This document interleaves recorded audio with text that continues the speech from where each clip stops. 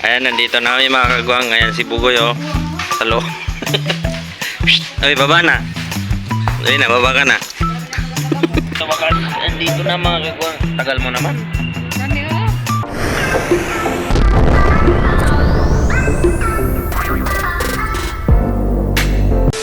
Alright mga kagwang, panibagong araw, panibagong vlog na naman tayo ngayon. Ayan, nandito kami ngayon sa may harap ng New Star. Ayan dito. Nagpapahinga lang tayo dahil iniintay ko si Commander nandun sa loob ng New Star. Iniintay lang namin si Commander at kasama pala namin ang aming Bugoy. Ayan, oh. Ayan. Ayan. Galing na kami sa palengke mga kagwang. Ito na pa yung pinamili namin at pupunta kami ng diretso na kaming Jumbo. Ayan. So iniintay ko lang si Mrs. Meron lang kaming dinahanan dito sa may sa may New Star. Ang tagal. Sabi kasi ng kanina mga kagwang ay mag-brown out doon banda sa amin, kaya dinala na lang namin yung aming Bugoy. Ayan. Diretso na kami ng Jumbo niyan mga kagwang pagkatapos dito.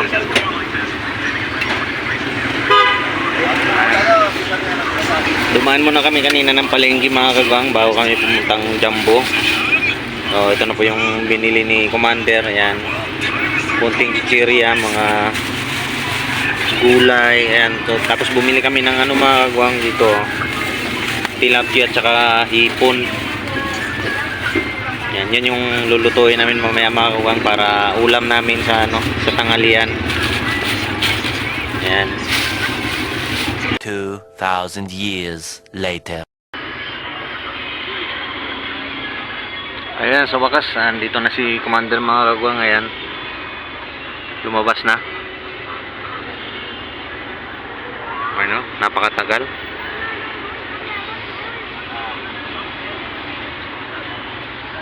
Ay, sa wakas, andito na mga kagwang. Tagal mo naman. Dami yung isang kinuha ko na item, hindi pa nila maano yung barcode. Di ba sabi mo, pag marami tao, lalabas ka na lang. Hindi. O, tara na. Kaso yung item na inano ko yung barcode, hindi nila makuha sa system nila. O, tara na. O, pupunta na kami ng Jumbo mga kagwang. A few moments later. Alright, so nandito kami sa ilalim ng Jumbo mga kagwang. Ayan. Hindi na kami sumama doon sa taas dahil yung anak ko ayaw niyang bumaba. Dito na lang doon sa loob. Ayan, o. Ayan, inaantok pa. Kaya sinamahan ko na lang yung anak ko dito mga kagwang kasi siya lang mag-isa. Ayan, so hintayin na naman namin ulit dito si Commander mga kagwang. Ayan, balik ulit tayo sa ating pwesto.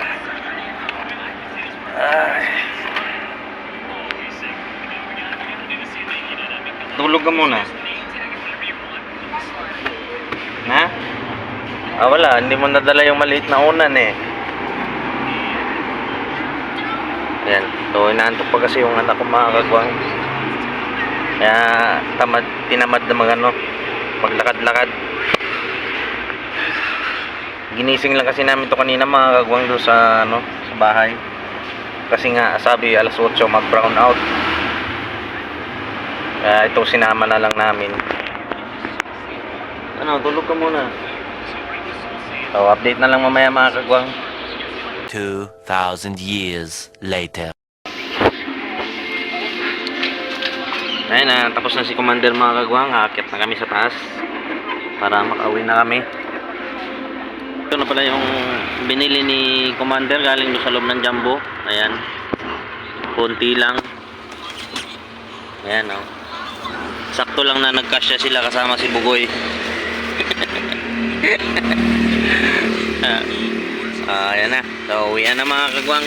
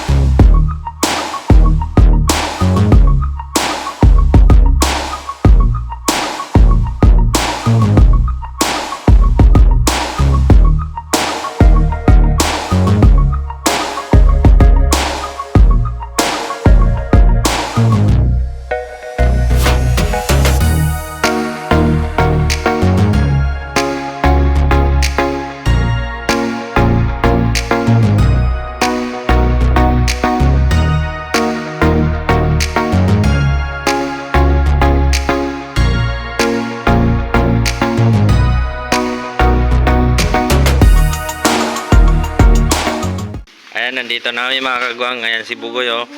Sa loob. Psst! Ay, baba na. Ay na, baba ka na. Kinagat ng lamok. Yun. Baba na.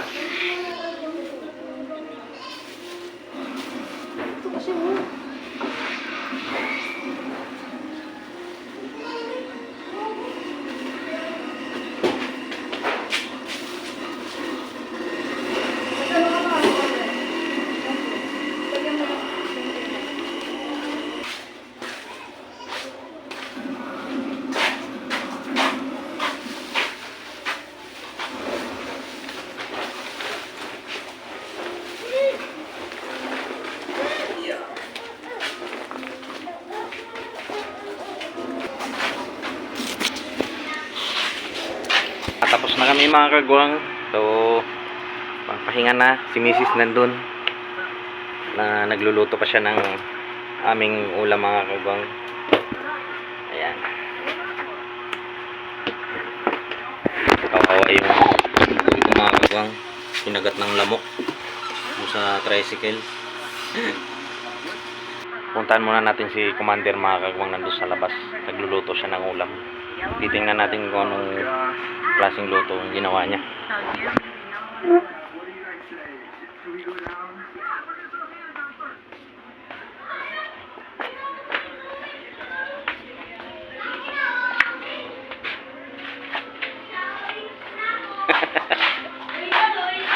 Ano? Totoo na? Oh, sigang na naman.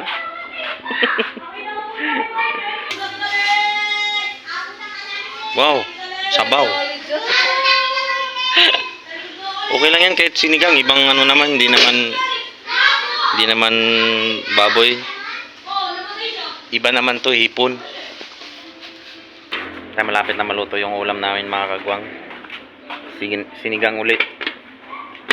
Kahapon sinigang na baboy, ngayon sinigang na hipon.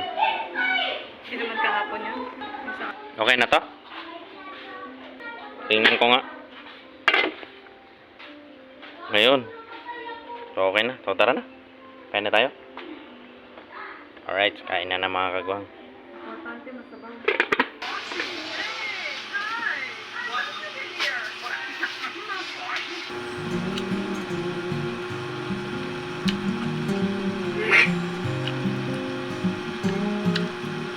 Kain po tayo mga kagwang.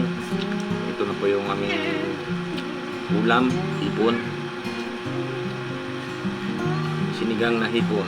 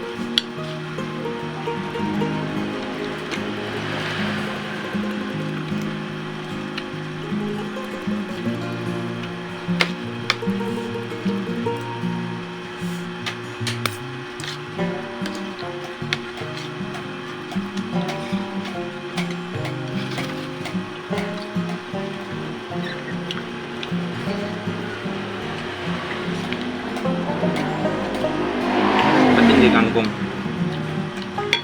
Mas masarap ang mustasa pag ganyan. Yun nga. Compare mo sa hito.